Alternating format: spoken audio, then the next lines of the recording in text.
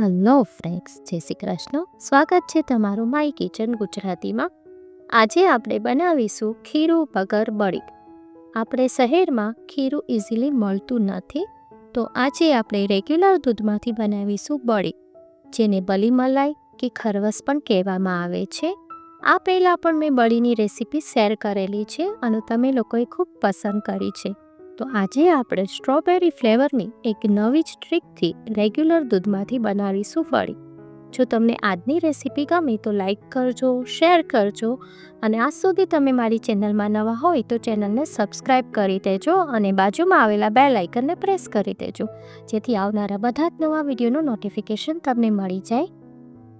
Strawberry ફ્લેવરની બળી બનાવવા માટે આપણે 250 ગ્રામ ફ્રેશ સ્ટ્રોબેરી લઈશું. પછી આ ટાઈપ એનો ઉપરનો પાર્ટ દૂર કરી દેવાનો છે અને એને એક બાઉલમાં લઈ લેવાની છે. હવે અહીંયા આગળ હું ફ્રેશ સ્ટ્રોબેરીનો યુઝ કરું છું, પણ જો તમારી પાસે ફ્રેશ સ્ટ્રોબેરી ના હોય તો તમે રેડીમેડ પલ્પ મળે છે સ્ટ્રોબેરીનો, એ પણ લઈ શકો છો.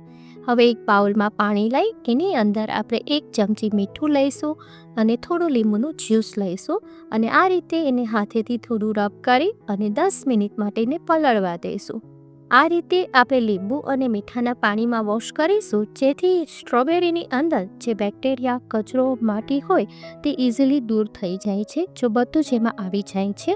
હવે આ જે લીંબુના પાણીમાં આપણે વોશ કરેલી સ્ટ્રોબેરી છે એને એક સ્ટ્રેનરમાં રાખી અને એને ફૂલ વોશ કરી લેવાનું છે નોર્મલ વોટરથી, અને પછી એને આ રીતે સ્ટ્રેનરમાં નીતરવા રાખી દેવાની છે.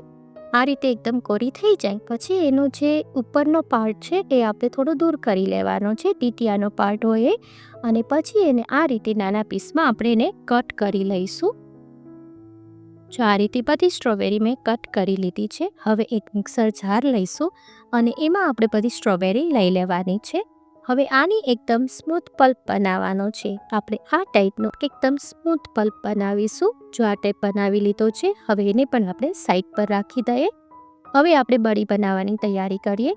એના માટે એક આપણે હેવી બોટમની કઢાઈ લઈશું અને એમાં 2 ચમચી પાણી લઈશું. ત્યારબાદ 1 લીટર ફૂલ ફેટનું દૂધ લેવાનું છે. આમાં આપણે દૂધને થોડું ઉકાળવાનું છે, એટલે આપણે પહેલાં 2 ચમચી પાણી ઉમેર્યું છે, જેથી દૂધ નીચે બેસી ના જાય. હવે આ દૂધ ઠંડુ છે ત્યાં આપણે 1 બાઉલ ભરીને દૂધ સાઈડ પર રાખી દઈએ.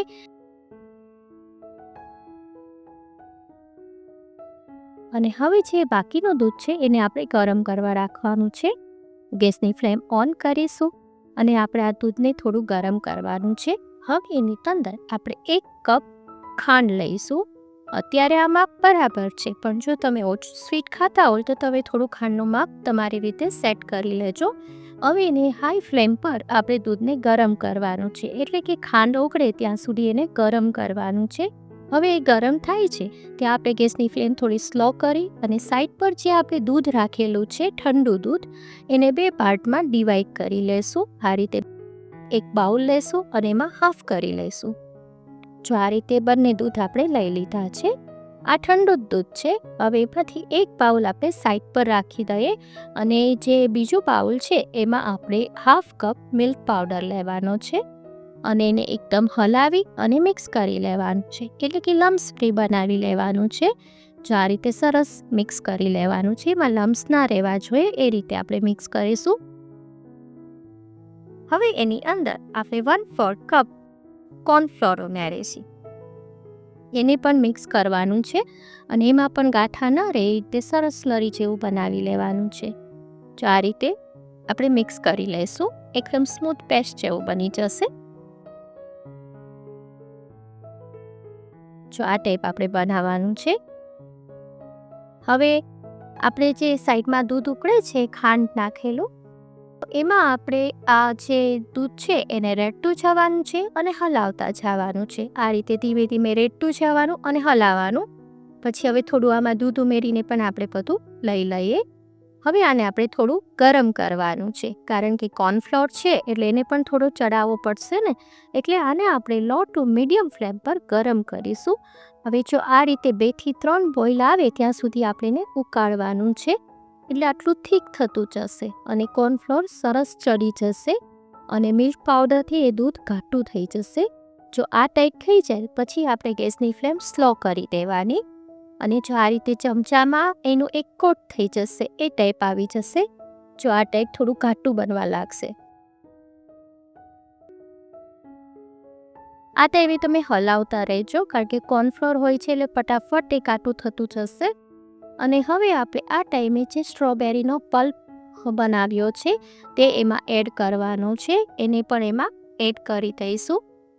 હવે જો આ ટાઈમે તમે રેડીમેડ સ્ટ્રોબેરીનો પલ્પ લેતા હોય તો તમારે ખાંડનું પ્રમાણ અડધો કપ કરી લેવાનું, થોડું ઘટાડી લેવાનું. અને આ રીતે બધું જ આપણે મિક્સ કરી દેવાનું છે, કારણ કે જો તૈયાર પલ્પ હશે તો એમાં પણ ખાંડનું થોડું પ્રમાણ હોય છે. હવે જો આ રીતે સરસ આપણે મિક્સ કરી દઈશું. આ રીતે એકદમ હલાવી લેવાનું છે. હવે જો આમાં મને થોડો કલર હજી લાઇટ લાગે છે. જો થોડું લાઇટ દેખાય છે ને, એટલે હું 2 થી 3 ડ્રોપ ફૂડ કલરના ઉમેરીશ. અહીંયા મેં આગળ રેડ ફૂડ કલર યુઝ કર્યો છે, પણ આ ઓપ્શનલ છે. જો તમારે ના ઉમેરવો હોય તો તમે સ્કીપ કરી શકો છો, પણ 2 થી 3 ટીપા ઉમેરવાથી એનો કલર સરસ આવી જશે. જો આ ટાઈપ સરસ આપણે મિક્સ કરવાનું છે અને આ ટાઈમે પણ આપણે કન્ટિન્યુઅસ હલાવવાનું છે. આ રીતે સરસ મિક્સ કરી દેવાનું છે અને આટલું ઘટ થાય ત્યાં સુધી આપણે કરવાનું છે. હવે જ્યારે આટલું ઘટ થઈ જાય ત્યારે આ ગેસની ફ્લેમ થોડી સ્લો કરી દઈએ અને બાજુમાં જે આપણે દૂધ રાખ્યું છે, બીજું જે ઠંડુ દૂધ છે, એની અંદર આપણે 10 ગ્રામ અગર અગર પાવડર ઉમેરીશું. આ અગર અગર પાવડર તમને ઓનલાઈન મળી જશે અને હું પ્રોડક્ટ નીચે ટેગ કરી દઈશ. અગર અગર પાવડર જે પ્લાન્ટ બેઝ છે અને જેલી ફોર્મિંગ એજન્ટ છે અને એ 100% વેજીટેરિયન છે. અગર અગરના હેલ્થ બેનિફિટ ઘણા છે, જે આંતરડા અને પેટમાં ખૂબ જ ઠંડક આપે છે અને ચાઇના ગ્રાસ પણ કહેવામાં આવે છે.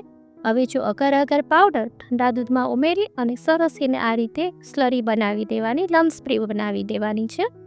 હવે આ જે સ્લરી છે એને પણ ઉમેરતા જશું અને હલાવતા જશું. આ રીતે બધી જ અગર અગરવાળું જે દૂધ છે આપણે બધું જ આમાં એડ કરી દેવાનું છે. હવે જો આ ટાઈપ આપણે સરસ આને થોડું ઉકાળવાનું છે, પણ હવે અગર અગર ઉમેર્યા પછી એ ફટાફટ સેટ થવા લાગશે. હવે આપણે બહુ ઉકાળવાનું નથી. જો આ રીતે કન્ટિન્યુઅસ આપણે હલાવીશું. હું તમને થોડું ઝૂમ કરીને દેખાડું.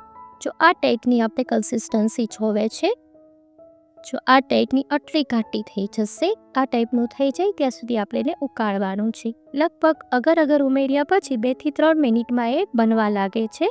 જો આ રીતે સરસ ઉકળી જાય અને એના બબલ્સ નાના થઈ જાય ત્યાં સુધી જ આપણે બોઇલ કરવાનું છે. હવે આપણે બળીનું બેટર ઓલમોસ્ટ રેડી થઈ ગયું છે. હવે આપણે ગેસની ફ્લેમ બંધ કરી દઈએ. હવે આ બળી બનાવવામાં આપણે કોઈ બાફવાની ઝંઝટ જ નથી. બસ જો આ ટાઈપ એક આપણે પ્લેટ લેશું. આ ટાઈપની ઊંડી પ્લેટ હોય, જે કથરોટ હોય, આપણે જે લોટ બાંધીએ છીએ એ કથરોટનો યુઝ કરશો તો બહુ ફાઇન એકદમ જાડી બળી બનશે. હવે બધું જ બેટર એમાં પોર કરી દેવાનું છે. આ ટાઈપ પોર કરી અને પછી એને આપણે થોડા આ રીતે ટેપિંગ કરી લેશું, જેથી એમાં બબલ્સ હશે એ દૂર થઈ જશે, એર નીકળી જશે. હવે એની ઉપર આપણે પિસ્તાની કતરણથી ગાર્નિશ કરીશું. આ રીતે સરસ આપણે ગાર્નિશ કરી દઈશું. હવે આપણે એને રૂમ ટેમ્પરેચર પર સેટ થવા દેવાનું છે, એટલે કે જ્યાં સુધી એ સેટ ન થઈ જાય, એકદમ ઠંડુ થઈ જશે અને બિલકુલ હલે નહીં એવું થઈ જશે, ત્યાં સુધી આપણે એને એક જ જગ્યાએ રહેવા દેવાનું છે. અને પછી આપણે એને ફ્રીઝમાં 1 કલાક માટે ઠંડી થવા રાખવાની છે. આ બળીનો ઠંડી થયા પછી ટેસ્ટ બહુ જ ફાઇન આવે છે. જો 1 કલાક પછી એ સરસ આ રીતની સેટ થઈ જાય છે અને હવે આપણે એના મોટા પીસ કરી લઈશું. હવે આ બળીને તમે 8 દિવસ સુધી ફ્રીઝમાં રાખી અને એન્જોય કરી શકો છો. 8 દિવસ સુધી એ બિલકુલ ખરાબ નહીં થાય. જો તમને નજીકથી બતાવું કેટલી મસ્ત દેખાય છે ને, મોઢામાં પાણી આવી ગયું ને, એટલી મસ્ત બને છે ને આ બળી, અને એકદમ પાછી ઇઝી છે અને બહુ ફાસ્ટ બની જાય છે. હવે એને આપણે પીસ કરીને પણ જોઈ લઈએ. નવી જનરેશનને બળીનો ટેસ્ટ ખ્યાલ જ નથી. આ બળી એમને એકવાર બનાવીને ખવડાવશો તો બીજી બધી સ્વીટ ભૂલી જશે. અને આ બળીને તમે કોઈ પણ ફેસ્ટિવલમાં બનાવી શકો છો, કારણ કે એકદમ ઇઝી છે અને ઇન્સ્ટન્ટ છે. જો તમને નજીકથી બતાવું કેટલી મસ્ત દેખાય છે ને એકદમ બળી જેવી. ટેસ્ટમાં પણ બળીનો જ ટેસ્ટ આવે છે. હવે એને આપણે પીસ કરીને પણ જોઈ લઈએ. આ બળી બનાવવામાં આપણે સ્ટ્રોબેરીનો યુઝ કર્યો છે, જેથી બાળકોને આનો ટેસ્ટ ખૂબ જ ભાવશે. એકદમ ઇઝી અને ઇન્સ્ટન્ટ છે. જ્યારે પણ તમને બળી ખાવાનું મન થાય ત્યારે ખીરું વગરની આ બળી ફટાફટ બની જાય છે. દાંત વગરના વડીલો પણ ખાઈ શકે એટલી સોફ્ટ બને છે. તો ચોક્કસ બનાવજો અને મને કમેન્ટ કરીને કહેજો કે આજની રેસીપી કેવી લાગી. જો તમને મારી રેસીપી ગમતી હોય તો લાઈક કરજો, વધારેમાં વધારે શેર કરજો અને સબસ્ક્રાઈબ કરવાનું ના ભૂલશો. ફરી મળીશું એક નવી જ રેસીપી સાથે. Till then bye bye.